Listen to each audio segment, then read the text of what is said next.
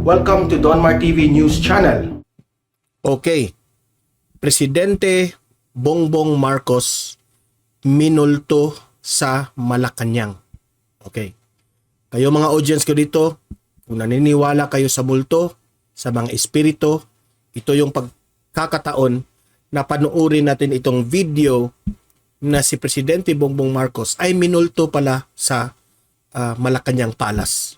Okay, yan ang pag-usapan natin. Pero bago ang lahat, help me na i-like at i-share itong video natin para kakalat ito sa taong bayan. Okay, sabay-sabay tayong mag-like and share sa Facebook at YouTube. 1, 2, 3, go!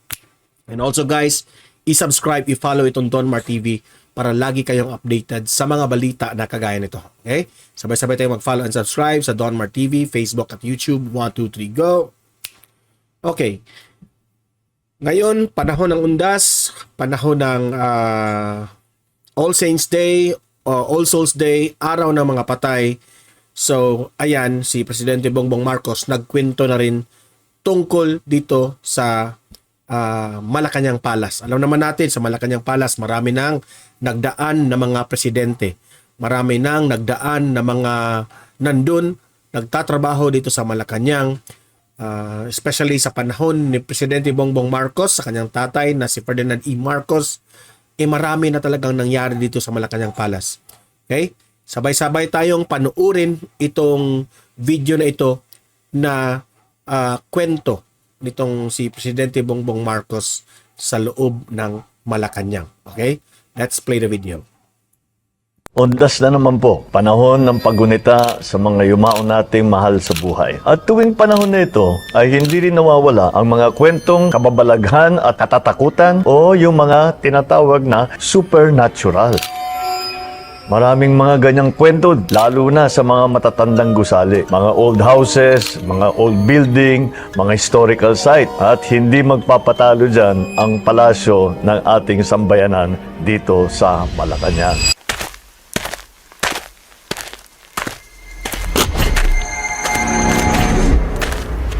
Alam nyo, no?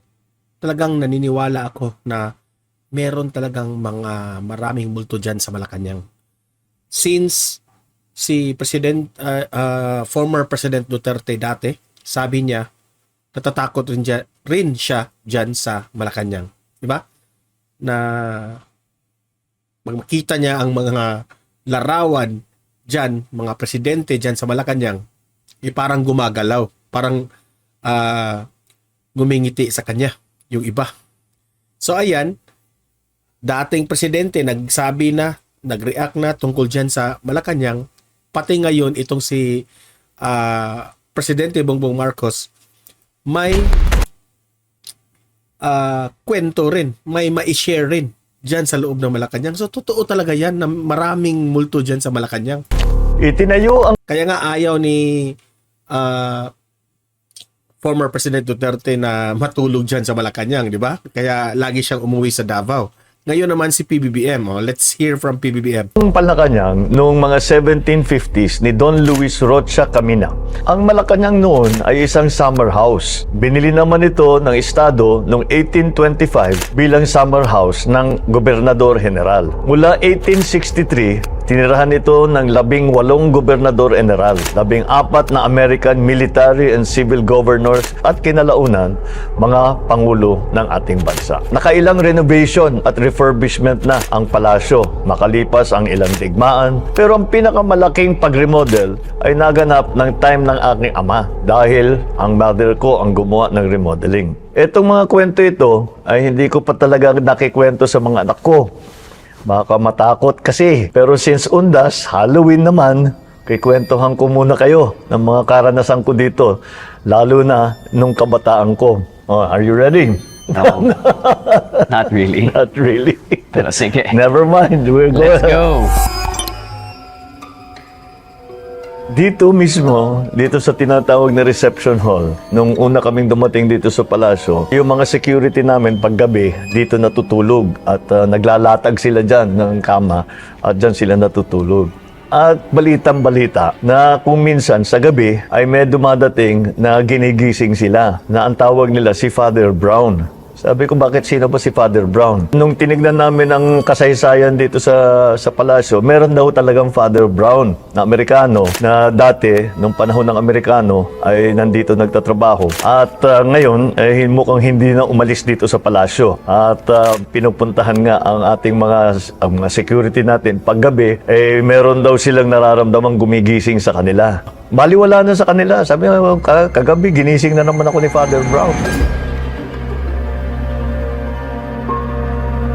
Nung ako'y nakatira sa isa dun sa mga guest room at ginagawa yung kwarto ko, kasama dito sa, malapit dito sa tinatawag na state dining room kung saan kami mag-cabinet meeting ngayon. Minsan, gabing-gabi na, umuwi ako, sinasara ko lang yung pintuan mula doon sa kwarto ko. Pagbukas ko ba naman ng pintuan, nakita ko biglang gumalaw yung mga buwan. Nagsisisigaw ako dito. At Ayaw maniwala ni Sandro. Baka takot rin si Sandro eh. tumakbo ko. Sinabi ko, sinubo ko sa security. Sabi ko, may multo, may multo, may multo. Sino yan? Si Father Brown lang siguro yan. Oh.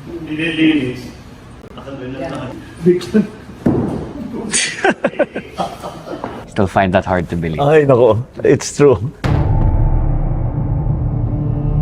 Tapos nakita niyo dito sa palasyo, maraming chandelier. Pagka naririnig namin, nakikita namin na gumagalaw, sabi namin, baka mukhang may lindol. Kasi pag lindol, nakikita mo, gumagalaw-gaw yung mga chandelier. Pero kung minsan, maraming chandelier nga, isa lang yung gumagalaw. At hindi namin alam, dahil wala namang bukas na bintana, hindi naman maabot ng tao yan, nakakapagtaka kung bakit nagkakaganon. Ito, nagbubukas ng mag-isa. Kagabi, isasara yan. Sarado yan, pag naman lock, pero nakasara. Pagbalik siya, mas narado na yan. So, pinabayaan ngayon yan. Pagbalik niya naman, sarado na naman. Kung minsan, lalo na paggabi at nag-iisa ka, lalo na... Ibig niya sabihin ni Presidente Bongbong Marcos, may mga pintuan silang sinara. Pero pag inayaan nila paggabi, magbubukas ulit. Ganyan. Marami naman talagang mga ganyang pangyayari, di ba? Yung mga bintana na nagbubukas, sinirado mo, pero nagbukas ulit. Ganyan ba? No? Ganyan. Pinaglalaruan ka ng espiritu. Okay? Pagpaakyat dito sa front door, yung formal na hagdan na papasok sa palasyo, minsan, actually ilang beses nangyari sa akin, pag akyat ko na ganun, ramdam ko na may nakatingin sa akin dun sa likod. Kaya, pag tingin mo na ganun, ramdam sa akin paglalakad ka. Tinitignan ko, nilalabas. Patras tuloy ako paakyat dahil nakakatakot, dahil alam ko na talagang alam nyo naman kung minsan, pag naglalakad ka, manaramdaman mo pag may nakatingin sa'yo, yung may sumusunod sa'yo. Ganun ang pakiramdam ko.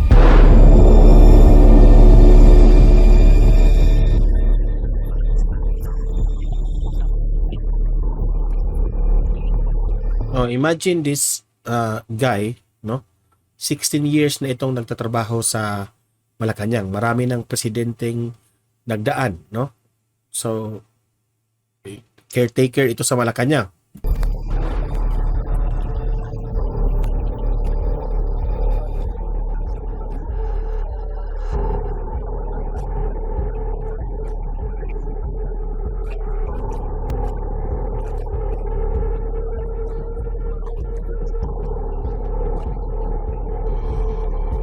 Imagine, 41 years na siya in Malacanang Palace nagtatrabaho si Romy.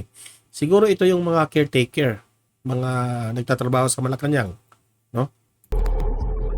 Hindi lang caretaker, siguro mga drivers or mga So marami silang karanasan.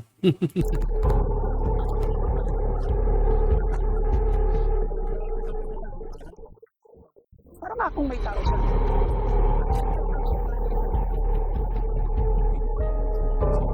Ito naman, 22 years.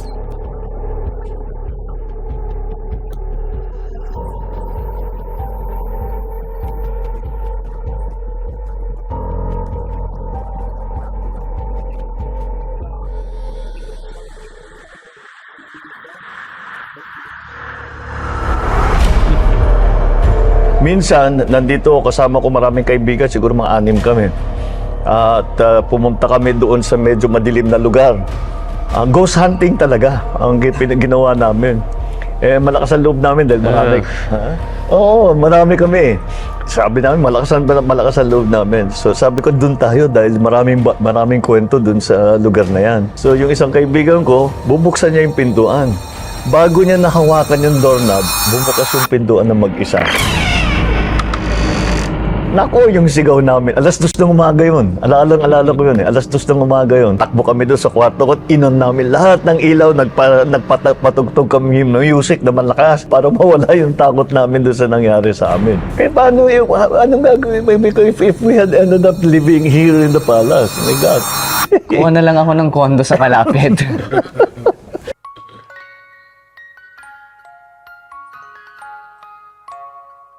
Yan po ang mga kwentong kababalaghan ng makasaysayang palasyo ng Malacanang. Sa lahat po ng magbabakasyon o out of town ngayon, mag-ingat po tayo sa biyahe. Panatilihing malinis ang ating mga sementeryo at ingatan ang inyong mga kagamitan. At kung meron man bibisita sa inyong mga multo, kumustahin ninyo para sa akin. Isang mataimtim at payapang undas sa ating lahat. Grabe, no? So, ayan. Naikwento na yan ni PBBM. Dati si Duterte nagkikwento dyan. Ngayon si PBBM. No? Ayan na. Nakakatakot talaga yung Malacanang pag walang ilaw. No? Yung mga nakikita natin sa balita na mailaw, yung mga nakikita natin sa media, full lights yun, no? Inilawan talaga. Ito, I think nag-shoot sila dito na binawasan yung ilaw. O talaga makikita mo na talagang disenyo na luma. At kung ikaw lang siguro mag-isa dyan sa Malacanang, mafe-feel mo ang energy, no? Energy na yan, yan. Sos, nakakatakot. Energy na masasabi mong may mga kasama ka ng espiritu. Di ba? Kasi ano yan yung mga espiritu, madidetect raw yan sa may mga machines raw yan na madidetect yung mga heat ng espiritu, no? So, sa mga audience ko dito, no? Sa comment section, share your experience di ba? Lahat naman tayo may experience ng mga ganito, no? Sa bahay ba natin, sa lumang bahay ng ating lolo at lola, meron tayong mga experience ng mga ganito, no? Kung saan-saan mang lugar tayo naka-experience. Sa comment section, share your experience at pag-usapan natin ito, okay? Sa panahon ng undas, All Saints Day, All Souls Day, araw ng mga patay. Okay? Dito lang yan sa Donmar TV. So guys, like and share this video para kakalito sa taong bayan. Subscribe, follow Donmar TV para lagi kayong updated sa mga balita na kagaya nito. Okay? See you in the next video. Happy Halloween sa inyong lahat. Bye.